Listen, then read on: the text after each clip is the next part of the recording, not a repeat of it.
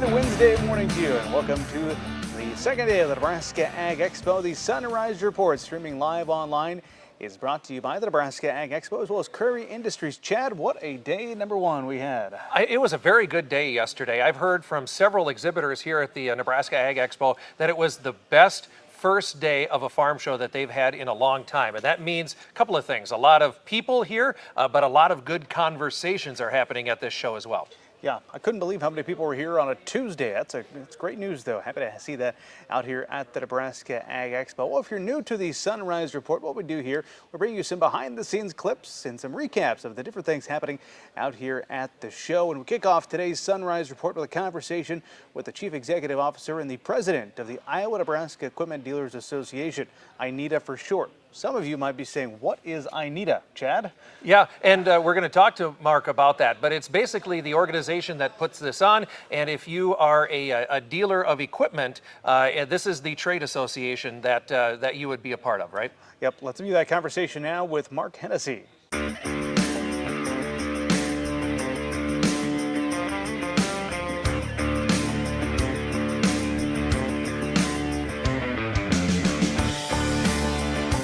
Just maybe a little bit of background about this association. What besides the show here in Lincoln, you do one in Iowa in January. What is the focus? What is the purpose of the organization? The purpose of the organization really is to support our dealers throughout both the states of Iowa and Nebraska with education, any state representation that they may need, as well as putting on a huge farm show and any dealer issues that we come across, we try to help them solve those issues. So that's what we do. I would imagine whether here at the show in Lincoln or in Des Moines, just some of the things that your members deal with has got to be technology, data, and things like that. And that's a big reason you showcase a lot of this stuff at a farm show, right? That's right. We see, you know, the ag industry doesn't get credit for all the technology that we use to grow and produce our products that end up in the dinner table. And so we think as a result of that, how can we showcase this event and the city of Lincoln and the state of Nebraska as a centerpiece, a hub where innovation and technology for agriculture thrives. And so this show, really a big piece of it, we've dedicated a large space in one of the pavilions that just houses on white carpet innovative and technology products, whether it's from an incubator, a brand new entrepreneur, or it's an existing large manufacturer. Those products are shown there, and it's really exciting to see all the ideas that come out in agriculture from something that may have started on a napkin and ends up into the ground. So it's wonderful to see that. Now, it's one thing to showcase the technology and the work that it can do, but you have to have people to work that equipment and work that technology. Tell me a little bit about what INEDA is doing to showcase some of this new technology and these opportunities. Absolutely. Well, some of the things we have to do is this show is a great environment for people to come and hear and learn about what these technologies are doing. How is their production able to be increased? What are the costs that they can pull out of their operation? And so we have an Expo EDU stage where we have some great speakers and some panel discussions where some of this information is shared for the individuals who are in the audience to be able to participate, ask questions, and gain knowledge that they wouldn't otherwise have an opportunity to see. So this is one of the unique things we provide is at the Expo EDU stage, those kinds of exchanges for consumers and producers to be able to share and benefit from that knowledge. What about all the students that come to this? That's because you yourself, you admit, you weren't a farm kid, but all of a sudden are part of this industry in agriculture. What are you doing on that front? Absolutely. So we bring in about 400, 500 kids to our show to introduce them to agriculture and the careers that's in agriculture. Most kids, like I was a city kid, if they asked me, hey, you ever thought about having a career in agriculture? The answer for me at that time was no, because I didn't grow up on a farm. But when you start to expand the lens for them to see there's much more than just goes into planting the seed to getting the product into the grocery or into the home and into the plate, it's a massive amount of energy and work to get that to happen. So we introduce these kids to innovation, first of all, technology, how is it playing a role? But really, when we look at today, there's 8 billion people in the world. That's going to grow in 20 years to over 10 billion. So there's more mouths to feed, and the amount of land to be able to feed that is getting less and less and less. So it comes into how do you produce more with less land And innovation and technology is a key part that we want to showcase to these kids so they can start to understand that and embrace it and be part of that solution. So, don't mean to put you on the spot, but Anita, based in Des Moines, I understand you were born in Lincoln.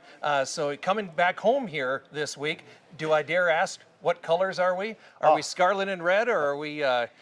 I am big red to the bone. I remember Lyle Brenzer, WOW, Johnny Rogers. I mean, that's in my core. So that never changes. Good man, good man. Thank you for joining us here today, Mark. Thank you very much.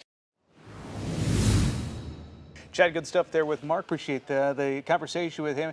It was interesting talking about the high school students. A lot of them were here yesterday, but as I understand it, even more going to be on the grounds today. Well, and that's the thing. If we're going to support agriculture the way that we know it needs to be, you need talent, right? And you're going to have to expose a lot of people, show them the career possibilities and the opportunities that are available in agriculture. What a good way to at least start the conversation right here at this farm show. I will say, though, as somebody who came here in high school, I enjoyed just walking around, killing time, having the day off from school, and now they put those kids to work, give them worksheets, and fill out all sorts of career exploration things. Well, you never know what's going to happen by accident, right? Hey, that's true. That is very true. Out here at the Nebraska Ag Expo, we talked a lot yesterday about the Innovation Hub. Mark mentioned that as well. Really neat space they have. And yesterday we had the chance to check out some of the drones. You know, there are several different booths that are pitching their drones and the different things they can offer to producers today. And I think it's neat how the drone technology has come based on the application that you want to do with it. There are some heavy haul drones out there. There are some pretty light and efficient ones out there, right? Yep, that's absolutely the case. We learned about two of those drones with one of the companies out here at the Nebraska Ag Expo with this segment. Drones, that's one of the popular things we've seen pop up at farm shows over the past couple of years, and Trey from AgriSpray Drones is joining us. You have the small version of your DJI that you're showcasing here at the Nebraska Ag Expo. How many different possibilities are there when it comes to these drones in farming today? The possibilities are endless anymore. With the smaller series here, you're able to map your fields in a quick, timely manner. We have the thermal on this one here. You're able to do work cattle operations, deer recovery. Basically, possibilities are endless when it comes to this. And they work hand in hand with the large drones that we have here. Like you can see, the T40 and the T20P. It's really amazing. Yeah, this is a very large drone just off to the side of here. Most common use, people are spraying fields with this, right? Yes, sir. Okay, and how does that work? Are they able to map out the whole field before they go out there? Yes, you can. You can use the Mavic series to get a cleaner and more up-to-date image of the map of the field. You can go directly off the remote controller and use satellite image to map the field, or you can pull in fields and download them on your controller via shapefile from your John Deere Operations Center or previously saved files. I have to assume you agree with this statement. A lot of people see this as the future of aerial application. Why is that? Why do you think that might be the case? Ease of use and timing. For farmers to be able to have these at their hands at their own dispense, the timing is a huge factor. You're not waiting on a helicopter or an airplane to come in, or gather up so many acres for them to want to come in. You're able to go at your own free will when you want to go. At least right now, I imagine the cost of entry perhaps is one of the challenges. How much, I know these smaller drones might be $1,000, a couple $1,000, but these large drones we're seeing here at the farm show, how much might one of those run? You're going to be looking up into more your 20 and 30, depending on what kind of packages you get and the accessories that you include. Whether you're including the spreader tank, our regulations package, coverage plans, however many batteries, chargers. It's really up to you and your own operation. Well, it's cool to see the small drones and the big drones out here at the Nebraska Ag Expo. Trey, thank you very much for joining us. No problem. I appreciate it. Thank you. Once again, a very interesting segment there, Bryce. And you have gotten into the drones a little bit, haven't you? Have you found different ways to use it? Well, just pretty much one use, and it's not flying the giant ones. Those things would scare me to fly. I'm okay with the little one, not so much the big one. I have not let you touch our company drone. That's by design. Our insurance provider said, hey, no Chad Moyer on this license. That's right. The company is not insured against me. That's right. Yeah. And speaking of drones, Chad, this company, the company we just heard from, they pitched on the Expo EDU stage, kind of where they're at with their company, give folks an idea of where drone technology is. A little bit of extended conversation, the one we just had there with Trey. Let's review what's happening on that stage today. Yeah, there are quite a few different programs that are going to be on the Expo EDU stage. Again, this is an opportunity for you to come, take notes, hear about some different things that are going on in agriculture. Topics today include the topic of organic farming. There is a lot of discussion about that, and there are some opportunities if you've been thinking about it and kind of kicking the tires, just haven't pulled the trigger to do that yet. There is even a conversation about transitioning to organic. That's the first one today. And of course, we talked about the brain trust, the future of agriculture. Well, that's going to take farmers too, so that transition to the next generation of agriculturalists who work the land, who do to the farming operations. That's going to be one of the things today as well. Understanding soil fertility, that's one. Grain and livestock outlook, that's going to be one. And then you're going to do a program on the Expo EDU stage as well, something that we're going to see this weekend. Huh? Yeah, looking forward to a live taping of the TV program, Arizona Nebraska Public Media Market Journal. So if you're here at the show, swing by the Expo EDU stage to hear all those presentations as well as that live taping of Market Journal. We'll be on the stage at 2 p.m. You've been on the stage introducing those folks. Good conversations thus far? Yeah, absolutely. Sentinel Fertigation did one yesterday. I got to MC one as well from Farm Credit Services of America. Again, on that young, beginning, and small farmer program that they have going on. And of course, tomorrow there's going to be a weather conversation. Climatologist is out. So yeah, just a lot of conversations out there. You never know who you're going to run into at the Nebraska Ag Expo, but when you see somebody in a suit coat, you know they're probably important. Most folks out here looking like Chad and I, but that was certainly the case yesterday as we saw Kevin Stocker. He is one of the Public Service Commission representatives, and he told us he was on a bit of a scouting tour. Let's learn more of this interview that Chad Moyer brings us.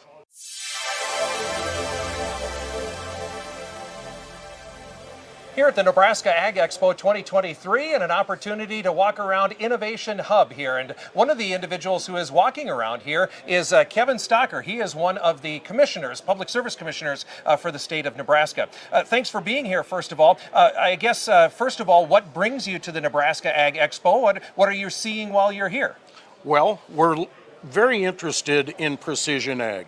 We have a $1 million grant that we're going to be writing the language for and hopefully putting it out within a couple of months. So we're on a fact-finding mission today to see what is out there and what precision ag will apply to. Before we talk about what you're seeing, tell me a little bit about this pilot project that the Nebraska Public Service Commission is doing, again, focusing on precision agriculture. It's a $1 million grant from the legislature. Senator Myron Dorn is actually the champion of this, but we are going to proctor it for the commission and for the state. What it will look at is specific in-state, hopefully, technologies that will apply to precision. Now, we're just brand new at it, so as much information as a commissioner as I can gather, this is a good stop for us. All right, so tell me what you're seeing here at the Innovation Hub at the Nebraska Ag Expo. It has been an amazing visit. There is technology here, and I have an ag background, that I would have never dreamed of. Agriculture technology, satellite technology, autonomous technology. All of these things, I believe, will play into the precision ag program moving forward. So let's kind of tie this together, what you were saying about the Precision Ag pilot project that the Commission is undertaking. How do you see what you see here at the Innovation Hub? How is that potentially, how could that connect with this pilot project that you're rolling out? Well, till we build the language on and see who's going to apply for this, I hate to comment and pick a winner and a loser at this time, but I will tell you, going through the Innovation Hub, I don't see any losers here. I see a bunch of winners. Some are going to need to be nurtured a little longer. Some are ready to hit the field right now. All right. So just as we wrap up, again, there's kind of big and broad thoughts, I guess, just how the Nebraska Public Service Commission is serving agriculture, you know, in this way with the precision ag focus. Just kind of wrap things up. What do you want to make sure folks understand about the work you're doing?